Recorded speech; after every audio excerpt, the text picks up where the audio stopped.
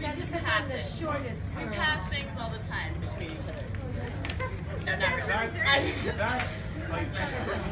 Our predator friends are taking that to mean all kinds of awesome stuff.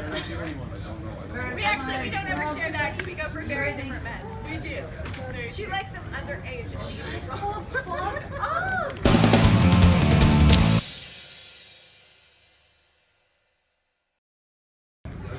Cover your ears. All of you lovely folk. I would cover your ears, people not listening. Wait, cover your ears. You're really going to want it. Ready? Yeah. 1 second.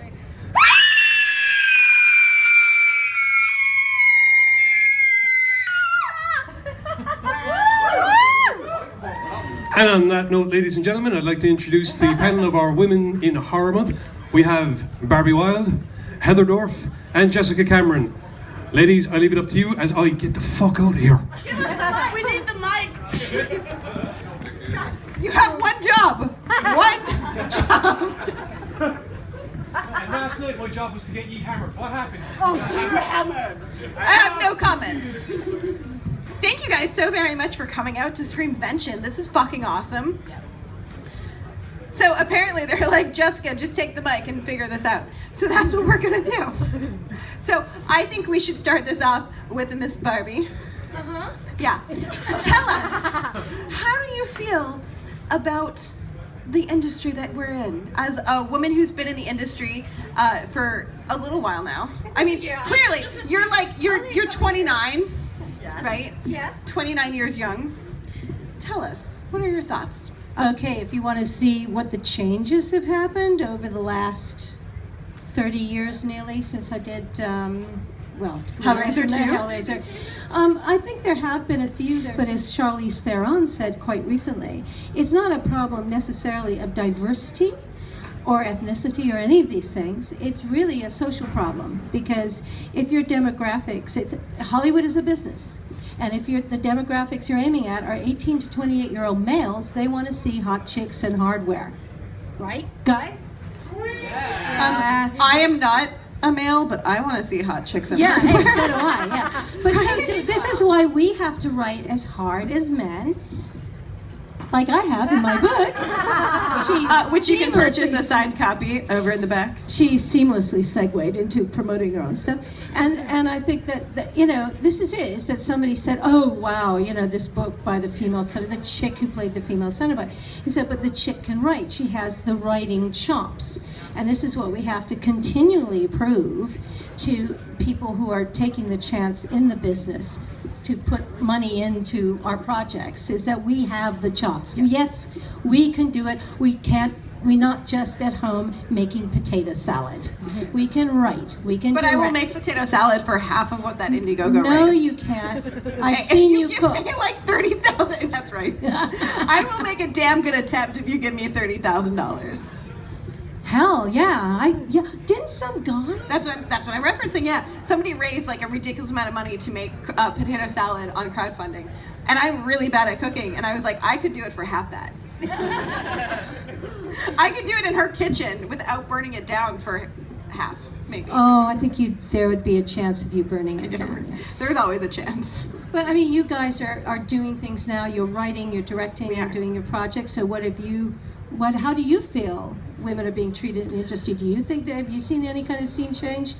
Here's the thing. I actually haven't so much seen it change. I see it changing more from the people that are fighting to make content. I do see more as an actress.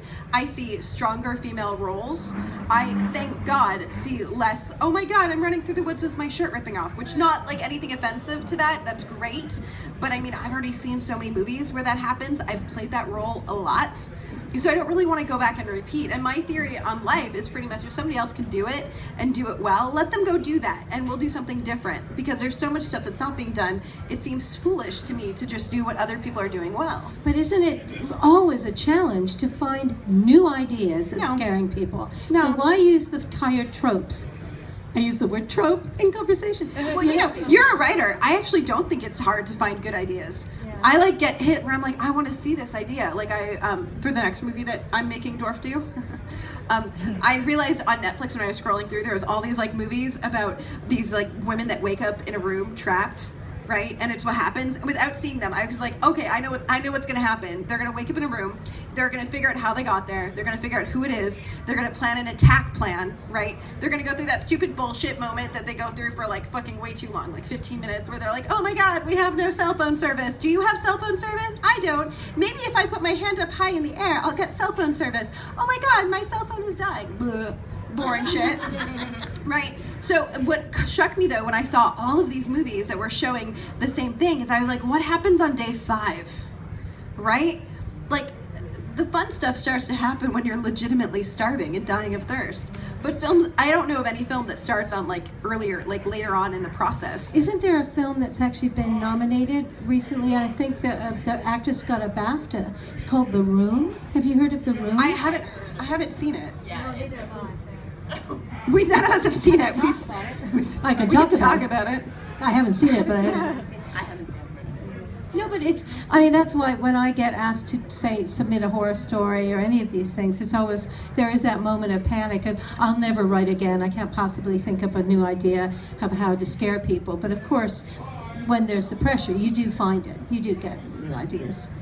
I don't even think it's so much about pressure, it's just the human mind is an amazing thing, and we're inspired every day by so much, and art never ends, and it only changes and grows, and you know, I don't know, I just think it's endless. And right now, I know personally, I'm so sick of the remakes of the remakes of the remakes and the sequels of the sequels of the sequels, and there's so much good content out there, and there's so much creative minds. Does that mean that you won't do Hellraiser 2? Fuck you. The remake? No. I mean, they've now just announced If they pay me another Hellraiser film. What? Did they really? Yeah. Fuck you! Fuck all of you! Seriously, fuck off! Did you not learn the last time? Did you know? Yeah. Seriously. And let me guess, Doug Bradley is not involved again. Again, fuck you. And fuck the actor who plays that role. You should know fucking better. Like, clearly, if you are stepping into Doug Bradley's shoes, fuck you. But how about, I mean, this isn't going to happen. This isn't going to happen, but if you go back to the source material, The Hellbound Heart, which if you haven't read, and if you're a Clive Barker fan, shame, because it's probably, you know, Barker is like the Hemingway of horror. He's funny, he's brilliant, he's muscular writing. But the lead Cenobite like in that, muscular. in that novella, the lead Cenobite is a woman. Right? But they figured when they came to do the movie, you have Julia, you have Kirsty, you can't have the monster being female as well, can you? No. But why not? Yeah. It's a thing. See, yeah, like I just think Hollywood, like, so, and for those of you who are not familiar with franchises and the reason why studios are constantly doing this kind of bullshit, it's because a lot of the time, not all the time, but a lot of the time, if they don't actively produce on the franchise, they lose the franchise rights. Yeah, so how contracts work, if you don't do something with it, you will eventually lose it, which is why the last Hellraiser, I don't even consider it Hellraiser, the last excuse for an insult against the horror community that is the last Hellraiser. It was only film. a contractual thing, Yeah. so they can keep the franchise. And what pisses me off the most is like they're not even doing it to like keep the rights so much as they don't want other people to acquire them. Right. Right, which seems stupid. It's like if you own a property like that, that's such an amazing pedigree, history, why would you not want to further the development of it authentically to all the horror fans? But I think the I read somewhere that the budget is 5 figures. I mean, that's low, guys. You know, it's Right. I mean, I think you can make magic for 5 figures, but I bet you a studio can't. No. Like, that's literally less than what the studio spends on, like, lunch. Fuck you, studios. While I'm throwing out the fucks over here. I'm just gonna throw that out there. Okay. they'll catch them too. Right? They will, because they're awesome. What do you guys want to know? Let's get some audience questions, shall we? Raise your hand. I'm interested in hearing what you guys want to know while we're up here. You guys don't want to know anything. That's awesome. You do, my photographer friends. Yes, I do dance with predators in the pale moonlight, which is what you really want to know. And they're over there, I can see that. Oh my God, they're fabulous. Yeah, that's how you recognize How do you direct and act at the same time? It's really fucking difficult, and I don't recommend it. What? How do you direct and act at the same time? In an ideal world, you like shake off the acting and you get up and you look at your playback and you objectively go through it. But in the independent world, that's not what happens. In the independent world, I cut half of my performance because I hated it. And I'm like, God damn it. And then I have a lot of cutaways to this one because she's like acting constantly, like really hardcore. So Robert Rodriguez has a great quote in his book, Rebel Without a Crew. Always have a dog is essentially like the context of a lot of his quotes in that book. Dorff is my dog. Thanks. In short, always. I did not have a dog on set of Truth or Dare, but I had a Dorff. So anytime we couldn't make a scene work, or we're like, crap, we didn't get enough coverage, we cut to Dorff. She's doing something that's entertaining. She's freaking out, she's crying, she's in a panic mode. It's great. So I have a Dorff. He has a dog. It works out. But you know, this is, from what I can gather, this is a common phenomena. Every actor who's also directed themselves in a film has said exactly the same thing. It's just, if you're directing, you have to, it's not just moving people around on set. It's you know, you're worried about the sound, you're worried about the lighting, you're worried about everything. You know. But you know, actors, when you're dealing with low budget, actors are a crapshoot. They can be good, bad, ugly, or everywhere in between. So after having directed myself in a movie and then having just directed a movie without myself in it, I will take myself over a horrible actress any day of the week. At least I know that I'm not gonna bitch about needless bullshit constantly. Like, that's what I've learned is, you know, eliminate the diva factor as much as humanly possible. And unfortunately for me, that means going a little bit more insane by putting myself in the movies, because I cannot guarantee that my performance is going to be great. I literally cut half of it from Truth or Dare, and I feel that I am still the weakest actress in Truth or Dare by far. However, I can guarantee that I'm not going to be a dick on set. Can I see this? So I think like the stigma against females though lies right there, in the fact that it's still hard at times to find people, and you know, not just women, because trust me, I've seen some male divas, quite a few, but it's just so ridiculous to me that people get these huge heads and they're so hard to deal with. And it's like, guys, like, we're doing this because we love this, not just because we want to be famous or rich, or you have to love it. And if you don't love it, it shows. It really shows. But it's just amazing to me to see someone freak out on set and just have a like, it's one thing if you break down, which trust me, I do sometimes. It's like, I have been up for I had 2 hours of sleep, I've been up 16 hours tied, I'll start crying or something like that because I'm just done. But then I'm like, film it, let's get a really good scene, because now I'm like crying, hit me with a bottle, let's figure this out. Like, you gotta use what you have, and it's totally okay to get bitchy or have a moment because we're human, and that's okay. But it's different when it's like, I know I signed a contract, but I've decided that I don't need to do this. And I mean, you hear, I mean, this happens all the time. And then I'm like, bitch, move, I'll do it.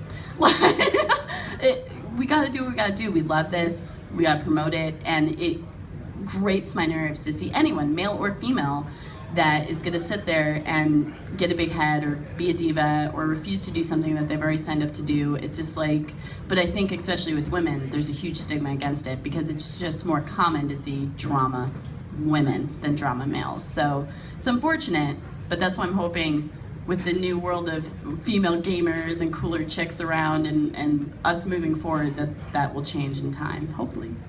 I'm really not sure how gamers help. Because gamers are the best. Hi. Hello. Kevin? Can I interest you in a Heather Dorff? Please. I Didn't mean to bust up your party, but you guys are beautiful and everything's good. Thank you, buddy. Oh, I'm sorry, you've already been. This is Heather Dorff. She's a gift with purchase. Right? I have a Dorff. This is Dorff. Dorff, hug the men. Oh, wait. Okay, hi. Nice to meet you. Hug them. You're basically naked. This counts, right? It's not quite porn, but kind of. What are you guys doing? I don't know. I think Tony just wanted to embarrass us. And he succeeded. What are you? It's just Have a running seat. now. Come on. Sit down. What? So Jesus. So let's ask a man. What do you think about women in horror? Boobs, boobs, and more boobs, or what?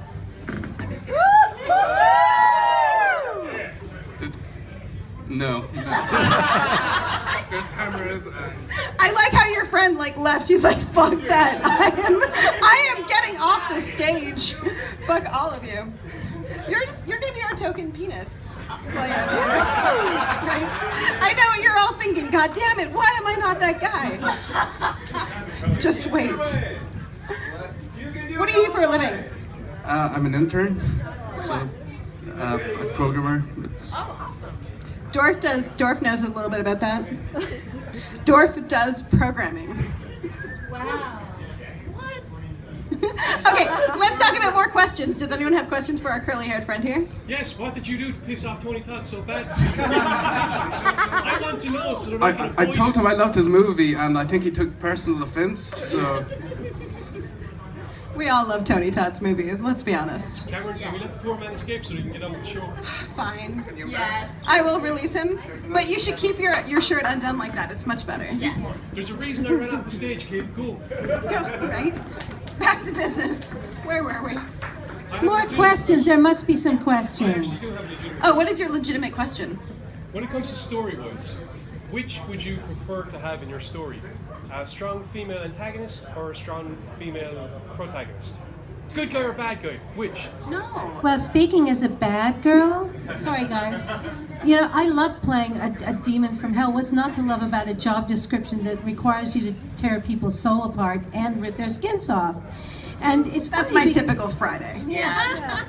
Yeah, but it's interesting because I love Claire Higgins' performance in the first two Hellraiser films, because there's a woman who kills guys to feed their blood and flesh to her dead lover who's lost his skin. You have to admire that kind of dedication and obsession with, you know, this rather poisonous love affair that they had. But That's my relationship goal. but see, to me, it's just so interesting.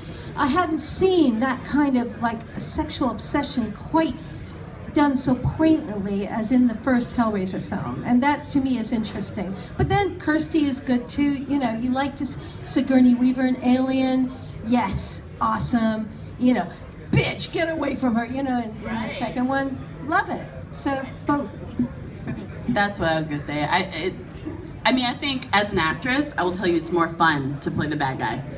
Always. Always. Consistently. I would much rather play the bad guy than the fucking, oh my god, I love you guys, I'm just gonna, no. Unless you're like the badass hero with like the fucking nuke or whatever, then that's fine.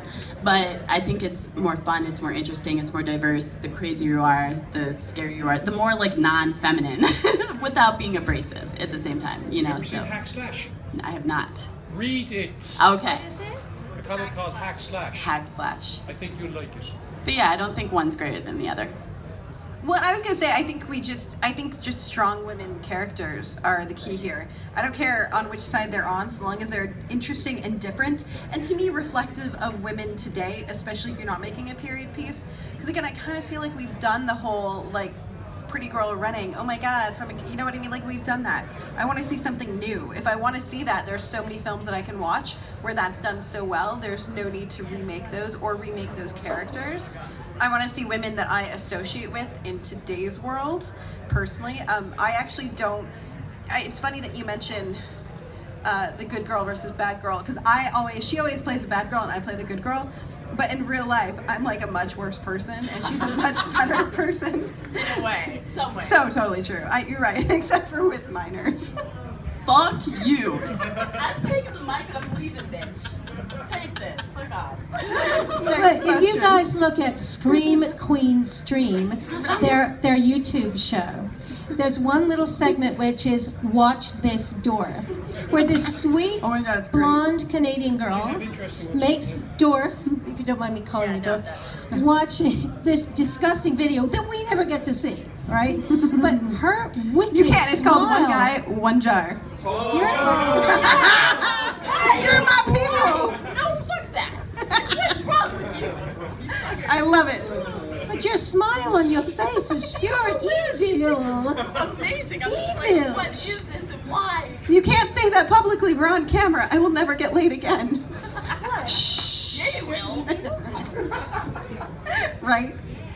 Wait, while I'm thinking about it though, you know, I wanted to point out something, and that is strong female character, but that doesn't mean that we can't be sexy, that we can't be sexual, that we can't be fun. Like, we don't have to always be the bald-headed, badass Sigourney Weaver. Like, like we still can be feminine and be badass. Like it's totally possible. I'm hoping Wonder Woman in this new, Batman versus Superman kind of proves that you can be badass and you can be sexy as hell and it works. If you got it, flaunt it. If you don't got it, figure it out and still flaunt it. I feel like you're saying that because you're wearing underwear right now. You're like literally wearing underwear. In real life, I wear t-shirts and jeans all day in Vans, bitches, so what? Okay. Next question. Yes, darling. Have you always been attracted to horror as a genre? Is that what you wanted to do? Or did you just kind of fall into it and find you loved it? Well, ironically, I have a little bit of a twisted tale with that. I always loved it as a horror fan. As a child, they were always just the most fun movies to watch. And I never liked doing what I'm told because that's boring and that's no fun. So the fact that I grew up in a household where horror was not encouraged or embraced made me want to watch it more. So I have great memories of like sneaking over to my friend's house to watch horror films. But then I would get a day job. It wasn't a day job at the time, it was my career. I went to school for fashion design and I got hired at a major American retailer in charge of a ridiculous product line. And on my 3-month review, they like sat me down, they're like, we have a problem. Like, oh God, what? Because they bring me in from Canada, I'm imported, they spend all this money, and then there's a problem, which is like the last thing you want to hear. And they're like, you talk too fast. And I'm like, what? You never let me talk. Why is this a problem? Like, I'm literally never allowed to talk. I'm a designer. I literally sit at a desk and fucking draw on a computer for like 18 hours a day. There's no talking. So they insisted I fix the problem. And when I couldn't find a speech class, they were like, just take an acting class and talk slowly around the stupid people. And that's what I did. And thank God it did 2 things. So it not only helped with my speech, but it also gave me a reason to be living life, because I hated the corporate world. It definitely wasn't for me. I thought going into fashion design that it would be creative and fun, and it's nothing like that. It's horrible. You're just listening to other people. So I found that I couldn't wait to get through my crappy day job that paid me really well to like act on the evening and weekends. And after taking classes for years, I ended up they're like, there's no more classes for you to take. You have to just start doing it. And I just started doing it. And I was living in Ohio at the time, and by fluke, most of the movies that film in Ohio were horror films. So I just started acting on a lot of horror movie sets, and I kind of found like my people. And I was like, damn it, I need to do more of this. And I just plotted my escape from the day job. And then I never looked back. So if I could have the complete opposite background, it would be of that. So difference. For one, I grew up in a household, my mother loved horror, true crime. I mean, she read it all the time. She loved it. And being that she was my mom, I decided I hated it.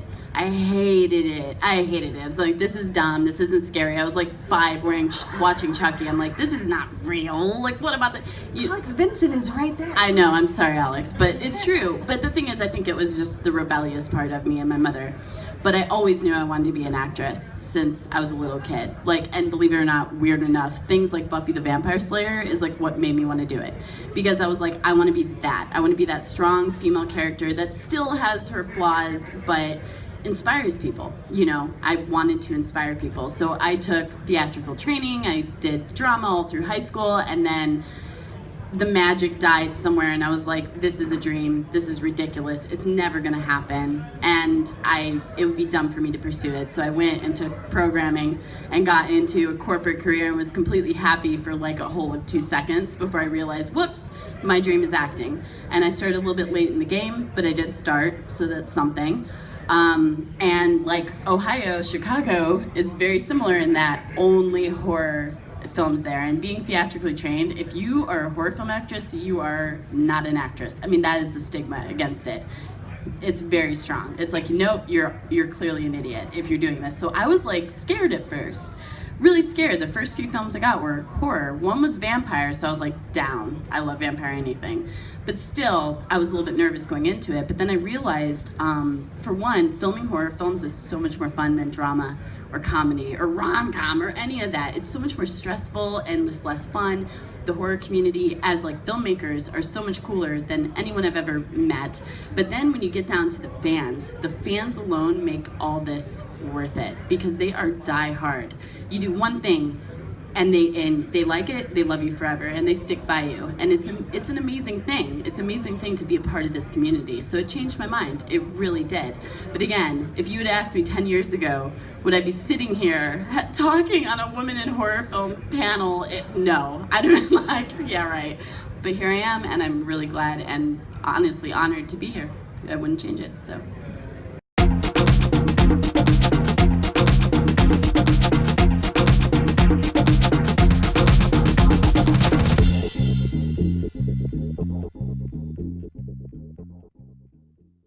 Thank you so much for checking out Scream Queen Stream. We hope you loved it as much as we do. If you want to see more of our videos, check out our YouTube page. And while you're there, how about you subscribe? You want to see more? Just tweet us.